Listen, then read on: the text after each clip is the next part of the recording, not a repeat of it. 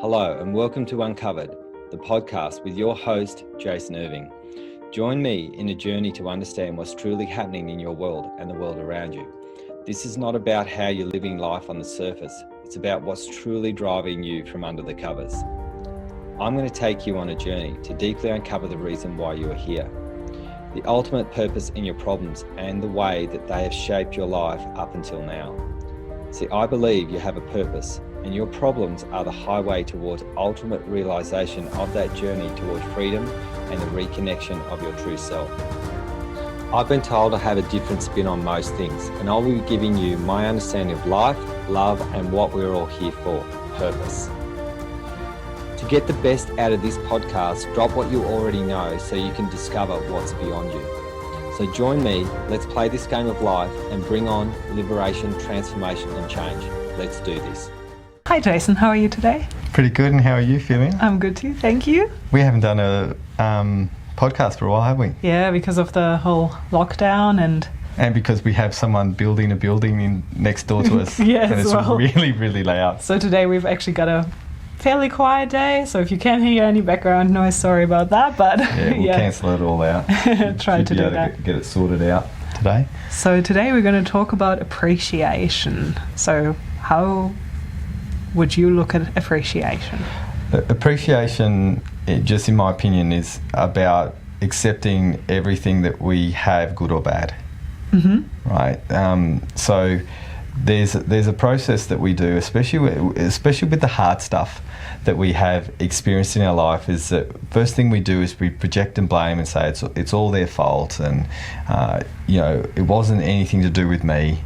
And then there's something goes along the lines of acceptance. We start accepting what has happened. Mm-hmm. And in this phase, we can forgive, right? We have the opportunity to forgive. And usually that's as far as everyone gets, mm-hmm. especially when it's the hard stuff. Now, the next stage is the why stage. It's the stage of appreciation where you actually appreciate the things that have happened to you, in quotes, because they've happened for you and made you the person that you're always meant to be. Mm-hmm. So, as an example, let's say you were bullied at school. You would be that person who'd be really, really sensitive. You have that ability to have a lot of empathy. You have that ability to really connect with people's pain on a really deep level, all because you were bullied at school. Mm. And once you actually understand that the bully was actually giving you an understanding of who you are as a person, you were the person that everyone would go to who was struggling at work, who was struggling with situations, simply because you were the one that had that really high level of sensitivity. So with a lot of people that have been bullied, I've helped them understand the pathway of being bullied and what it's about. And then they've learned to appreciate the past, mm-hmm. and it doesn't hold you back. Because forgiveness can get you to a certain point. If we don't sort out our patterns and our problems, we'll have it come up again and again and again. Mm-hmm. While we appreciate what we've been given, then we have a new life to lead. That's really, really cool. So I think it makes sense as well sometimes when now, like, I look back on certain experiences in my life that felt so hard at the time. Now I'm like, well, I'm actually really grateful this happened, because if it hadn't, I wouldn't be where I am today. Like, if some of the past relationships hadn't failed, like, I wouldn't be in the great relationship I am in now. Or maybe I would. Maybe I wouldn't. Who knows? But yeah. You're very lucky, Ophelia. Yeah. You have the best relationship of anyone that I know. Yeah, thanks. And yeah, I think what we can do is we can hold maybe what you've experienced too, Ophelia, is that you've learnt the lessons and you've met someone, and this is quite often hard. I'll just digress from this a little bit. It's quite often hard to actually not repaint your future life based on your past experiences. Mm-hmm. So having someone like Cody come into your world, where he's just really kind and caring and just loving, just such a supportive human being, that would have been a real different experience for you, yeah? Yeah, for sure. Very different. So it gives you a level of appreciation for knowing the difference between really difficult relationships, because if you didn't have those difficult relationships, you wouldn't know the difference between Cody and a difficult one, would you? Yeah. For sure. And then I wouldn't be able to appreciate him as much as I do now as well. Yeah, so I think that's really, really important to understand, like, how appreciation goes in different levels. If I think about one of my most difficult experiences was at school in year 6, where I got humiliated in front of everybody in the classroom by my teacher. I wasn't paying attention, which is pretty normal for me at school. I was up in the clouds thinking about something, and they were telling us what we needed to do, and I had no idea what we were meant to do. We were meant to do a talk in front of the class, and I said like one sentence, and then I won't mention the teacher's name, she basically said something, and the whole class pissed themselves laughing at me. So I went from year 7 to 10 pretending I was 6 so I wouldn't have to do a talk in front of the class. Yeah. Right? And my little daughter's doing that at the moment. That's interesting. Yeah, so it's really interesting. She gets, she pretends to, or she throws up. She actually throws up when she's anxious. She does it on purpose. And I know she's doing the same thing as me, so I really comprehend and understand her anxiety. And I think about that moment. I remember when I projected and blamed, and I was like, it was her fault. Why she did that. And then my first experience was at uni, where I sort of got out of my own way, and I had to do a talk in front of the class again. And I was in the IT industry, and I decided I'm going to pick I thought, because I'm not too smart, I thought if I picked these 2 particular people, they would be able to, help me with my assignment. So I thought I picked the 2 smartest people in the room. Unfortunately, they were overseas students, and English was not their first language, and we had to do a talk. Yeah, that can be tough. Yeah, so I ended up having to do the talk, and I said to them, well, you do the slides. English was not their first language. So how do you think the slides were done? Oh, not very well, probably. Spelling mistakes through every one of them. So I look up and see a spelling mistake on every single slide. It was my first experience, first year uni, and my first ever talk in 6 years in front of anybody, and it went pretty damn bad. Got one of the worst marks in the class. Validated that, oh my God, here we go again, I can't do this. So what I learnt to be able to do is, I accepted what had happened, and I spent a lot of time working with people one-to-one as a therapist. And that was enough for me. I couldn't do anything in groups. And then I taught my first class in 2004, doing Reiki, teaching Reiki. It was the first time I actually nailed it.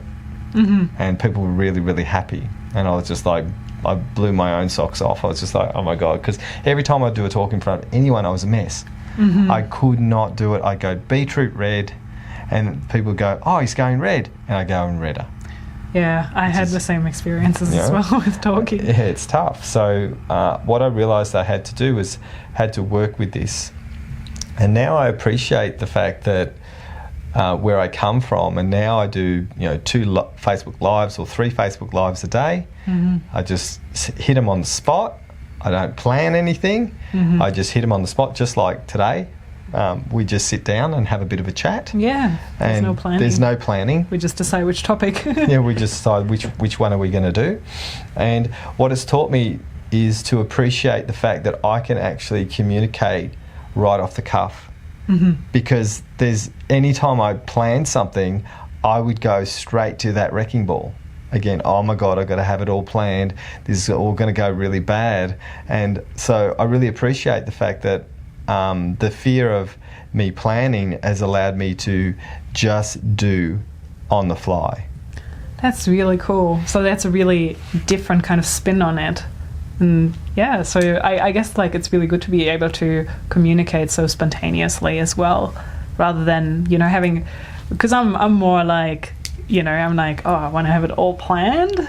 But it's actually I really like your approach as well, because some things might come up that you don't even expect, and you're more open to to say whatever comes to mind in the moment, rather than like, I need to stick to the plan. I can't go this way right now because this is the plan and we got to go this direction. That's right. And unfortunately, you're with me, and I said this morning, let's do a podcast. And you're like, okay. So you're in that experience talking to me off the cuff now, and you actually enjoy these now. Yeah. And I remember time? the first one. I was like, oh my God, this is really weird. What am I saying? Yeah, what am I going to say? And now you're able to do that off the cuff, and it gives you that sense of appreciation for the fact that you have had similar experiences and you're with me, and I'm just doing it and you're doing the same. Mm-hmm. Absolutely. Right. And so I look at all the situations, all the people that I've helped in life, when they've broken through deeply, those three phases occur, and the appreciation phase is the wise phase.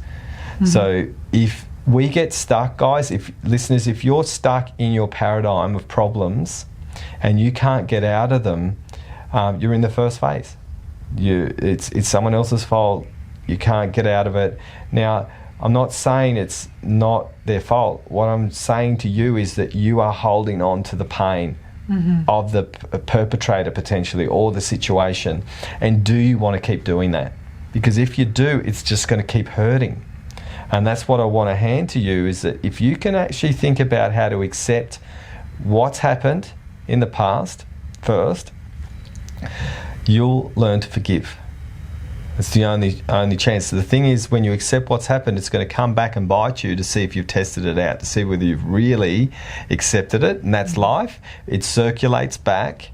I've had a lot of people try to put me in my place and tell me I'm this and tell me I'm that. After I did one of my first big talks in front of 450 people, and one of my best mates wrote me a 2-page note telling me how arrogant I was, and I was just like, oh my God, he's not a mate anymore. And I got off that stage, and you can see it's actually on YouTube. You can see the start of it on YouTube, where I had absolutely shat myself. I look at the crowd and go, what the hell did you do, Jason? You are an idiot. I did that talk. The reason why I did that talk was to see if I could actually talk in front of a lot of people. So I walked off that stage so proud of myself that I hadn't ballsed it up. I had so much good feedback except for this one person. It was to test me, to see whether I would take that inward approach and give up.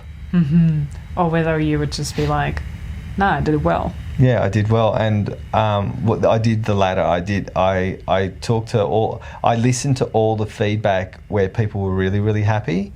I had 2 people give me really negative feedback. Him, my so-called friend, and a lady who I did a meditation with. I did a guided meditation, and the lady said that wasn't meditation. I was like, okay, so here's the Zen meditation person. She walked out. She just wanted to give me a bit of lip. And I was just like, oh, that's really cool. And I understood where she was coming from, because she's a silent meditator, and guided meditation is not meditation in her opinion. Very, very arrogant. And I was just like, that's really, really cool that I handled those 2 situations really, really well. And I actually appreciated the feedback. And I think this is really important, guys, is that if you don't get feedback that's negative and you don't appreciate the feedback that you got, then there's also a problem, because you're going to be sitting in your own shit again. For sure. Absolutely. Right? On Facebook, we post something so everyone agrees with us. Would you agree? Yeah, for sure. And then someone comes along and doesn't. And how do you feel? Oh, you're like, what the hell? Why are they not agreeing with me? Yeah. And so if we have that experience where we're desperate for everyone to feed us the right information, we have pain. So I really appreciate when someone tests me up to see, hey, I don't agree with you, Jason, or that was wrong. And, because I understand when you're putting something up on Facebook, there's a context. Absolutely. And I think we can see that a lot at the moment in particular. Like, there's all these, fights, like people saying, this is what's happening, no, this is what's happening. And somebody's commenting underneath, no, I disagree. And hating each other for their opinions rather than just being like, yeah, this is your opinion, this is my opinion, they're different, it's cool, you know. And like, we can, I guess I can relate as well, like sometimes when someone posts something where I'm really like, I don't agree with that at all, I'm just like, what the hell? And then I'm thinking, well, that's just their opinion, so, you know, just leave it. 100%. Now, there's another aspect of appreciation that I didn't talk about, and we're talking about the negative context where we have an experience, and you know, we get over the line, we feel better about ourselves. Then there's the naturally positive appreciation where we're actually starting to really appreciate what we are and what we do in the world. Mm-hmm. You know, and I think there's two levels of appreciation here. There's the arseholism appreciation, where someone's got so much head up their arse syndrome, where they appreciate themselves so much that they think they're the bee's knees. Mm-hmm. Now, I'm not talking about that. I'm talking about the real appreciation, where you have this a beautiful sinking feeling, and the sinking feeling is like, I'm pretty good, I'm okay. Mm-hmm. And you can appreciate the effort that you put in, what you do, how you do what you do. Now, guys, listeners, if you're watching or listening to this right now, Anya, my wife, gave me this really important thing.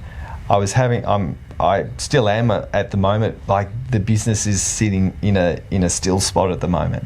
People are just there. Everyone is loving the academy, right? So I have so much appreciation for people inside the academy, and they're appreciating the absolute dynamic shift in their psyche and the world that they're living in right now, especially when the world's a little bit chaotic, because we're in 2021. If you're listening to this right now, later on, it's a difficult time.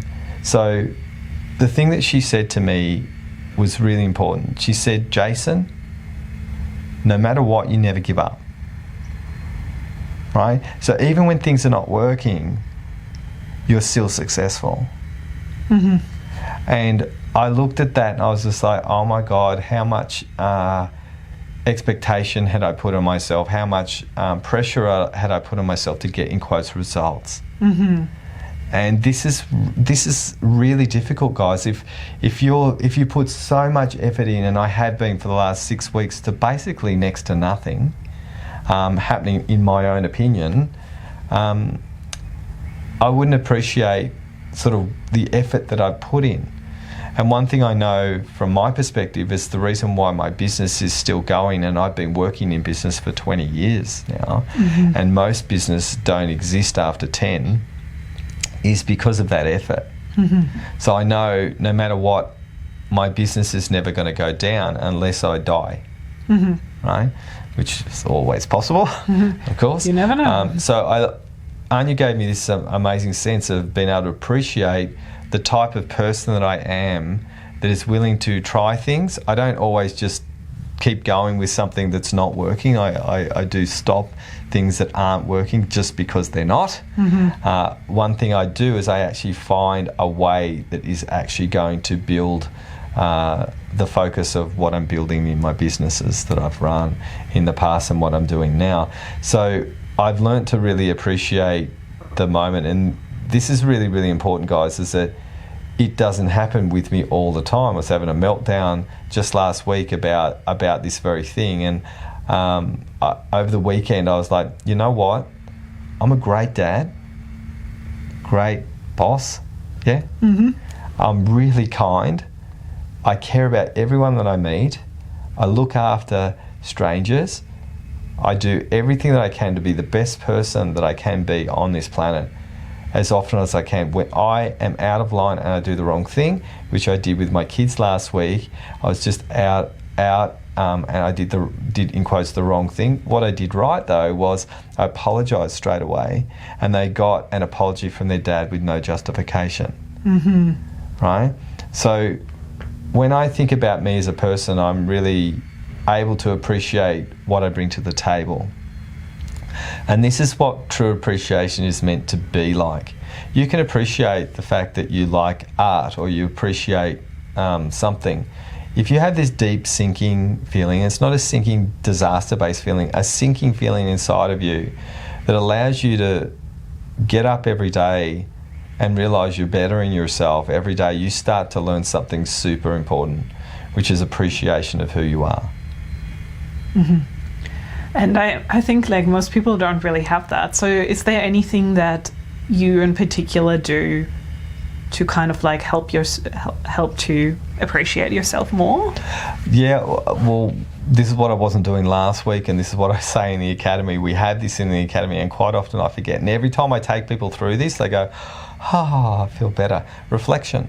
You know, personal development is about being able to reflect on what you know now and what you're experiencing and what you can do differently because you're aware. And because I look back and I said, well, look, I built this academy out of nothing. You know, I built a healing business out of nothing. I built it out of effort. And then something came because effort existed. And reflection is a very important aspect of how we can create an amazing psychology within us, because it allows us to reflect on the things that we know now, the things that we have achieved, rather than the things that we're actually not. As adults, a lot of adults, depending on your age, so a lot of people who are in their 70s don't do this, 60s don't do this, they slow down in this process, always future focused. Right? And so if you're constantly future focused, you will be in a mess. Tell me about it. Yeah. Because what we're going to do is we're going to go, okay, we haven't achieved this. What's going to happen with the world right now? No one can appreciate this world right now for what it is. No matter whether you believe in vaccinations or not, no one can appreciate this world. It is shitful what's going on in the world. You might be having a good experience, listeners, or the vast majority of people are not. Right? And so how do we appreciate the future when we don't know what the future stands for? Yeah, there's just so much fear and uncertainty at the moment. I think. The most there's ever been since probably World War II. You know, I wasn't born in World War II, and in that time I wasn't born in World War I, where, you know, and I know I talked to my nan, she was born in 1911, and she told us, you know, people were fighting for an apple core at school to eat the apple core. Nothing is as bad as it was back then. The thing is, appreciation where we are right now, we can't look back then and say, okay, well, it's nowhere near as bad as back then. We are in this experience right now. So when you're doing personal development, guys, you've got to look back and say, okay, what do I know? What can I experience, and how can I be? How have I individually changed myself? Now, if you look back and you are seeing worse, then you need to get help. Right? If you look back and say, hey, I was in good shape in my 20s and now I'm not in my 30s, there's something that you need to do to get some help. Otherwise, you're going to get worse in your 40s. So we need to, if we look back and it's more of a disaster zone, then we've actually got to look at it and say, okay, we need to actually start getting some support, going seeing psychologists. You know, we have an amazing approach in our academy. You might be the right fit. We don't pick everybody. You might be the right fit for us. You need to get some help. If you can reflect back, if you think about, you know, when you joined the academy and where you were and where you are now, what does it feel like? Quite different.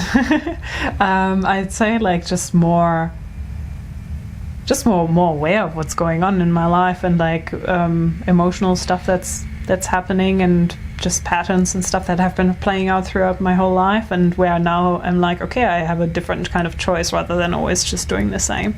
So yeah, really good. And so things in your life have improved. Yeah, for sure, absolutely. So that's how we can look back and say, okay, since you've been with Cody, even from, let's say, before Cody, how are things going? Oh, so much better. Yeah, completely different. Yeah, so you've changed your life. Now you're more aware, and you've got opportunity now because you have choice. It's very interesting when you look back now. Sometimes it feels like it was a different person. It's like you're watching a movie, you're watching someone else do that, and you're just like, that was me.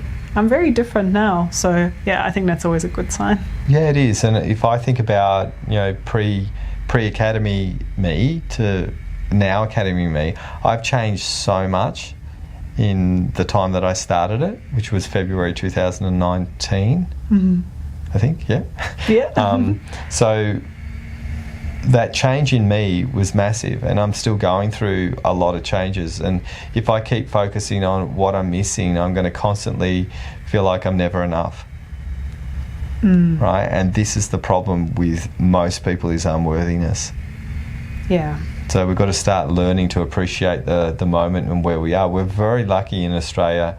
No matter what's happening, I did a meditation on this. We can go over about 5 metres away and turn the tap on, and we have clean drinking water.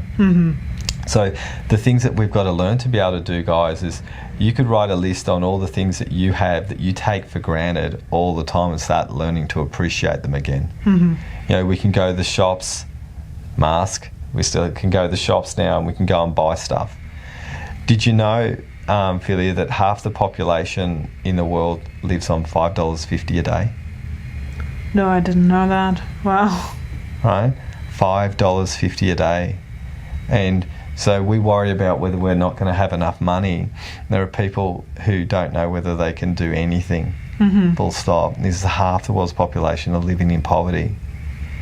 So this is not about feeling guilty or bad about your position. It's about appreciating the fact that you have far more choice than half the world's population to do things.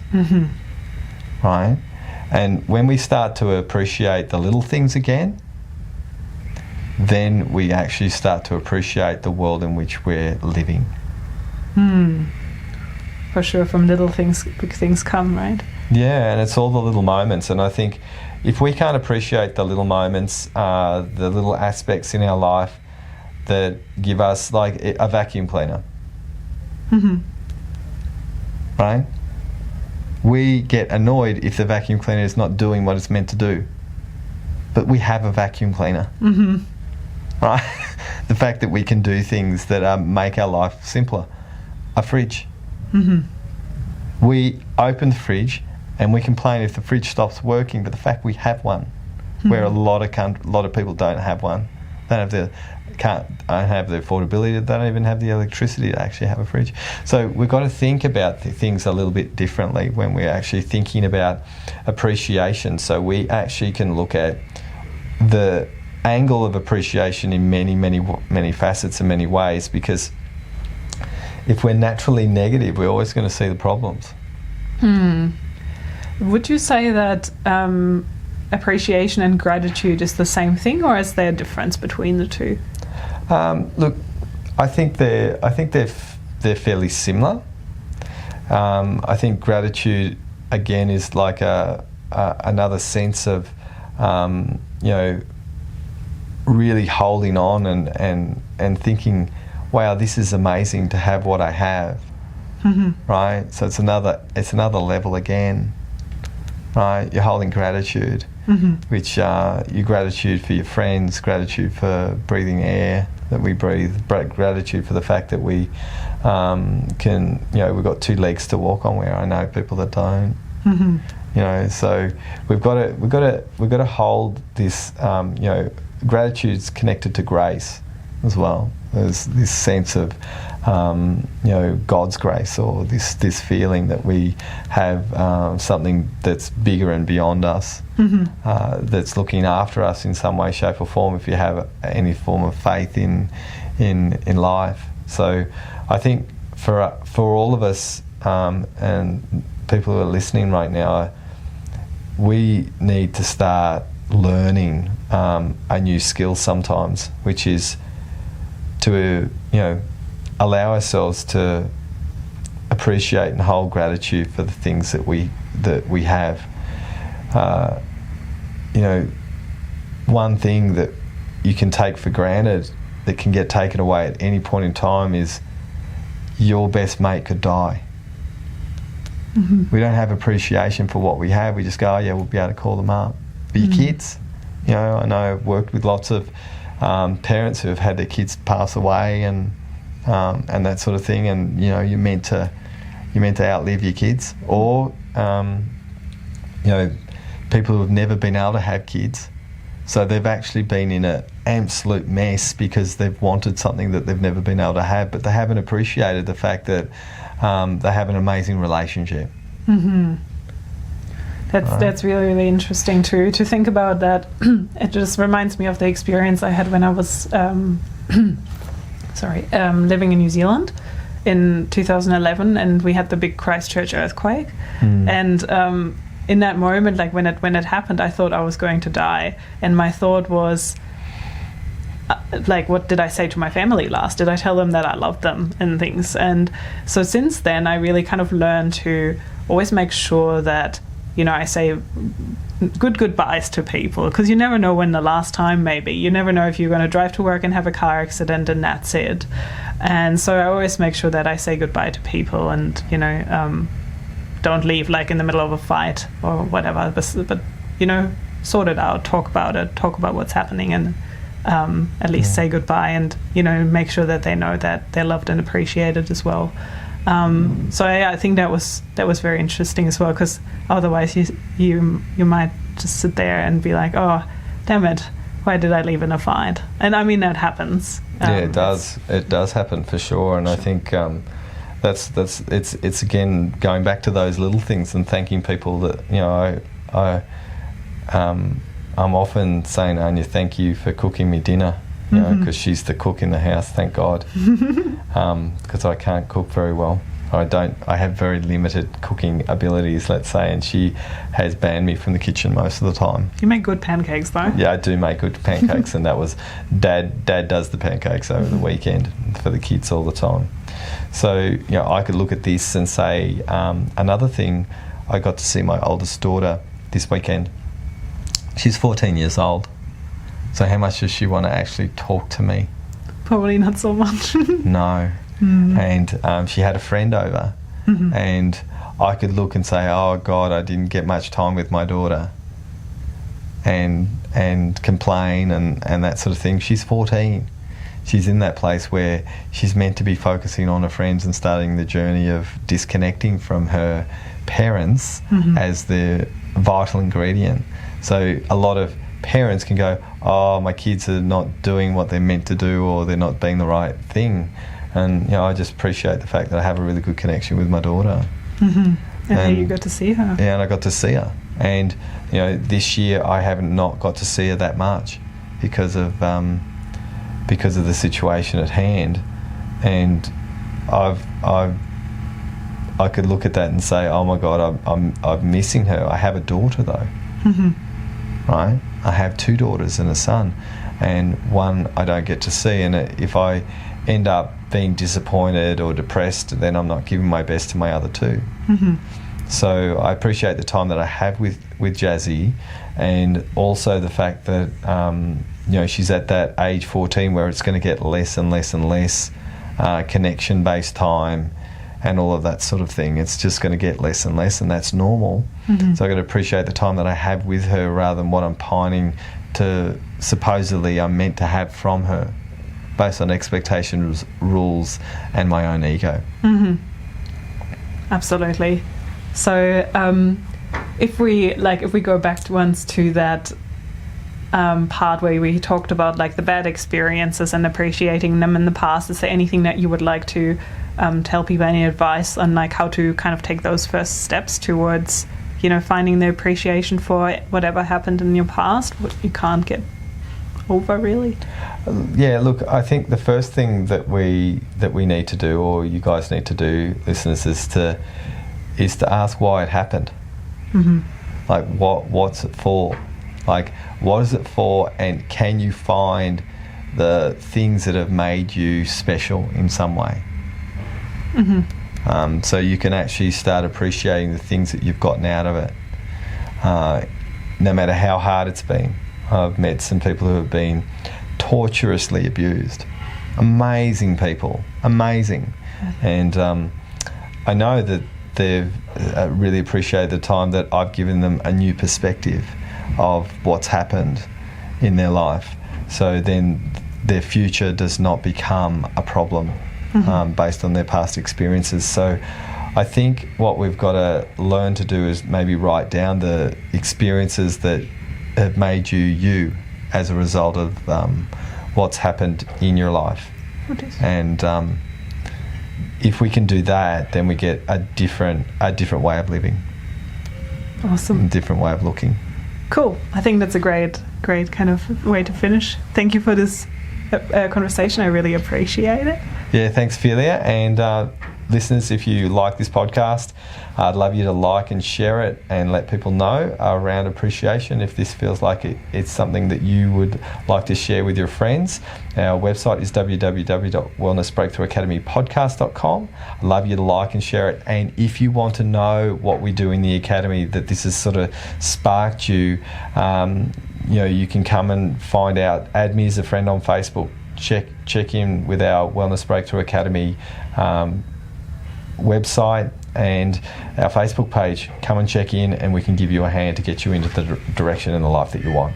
Thanks, guys. Thank you.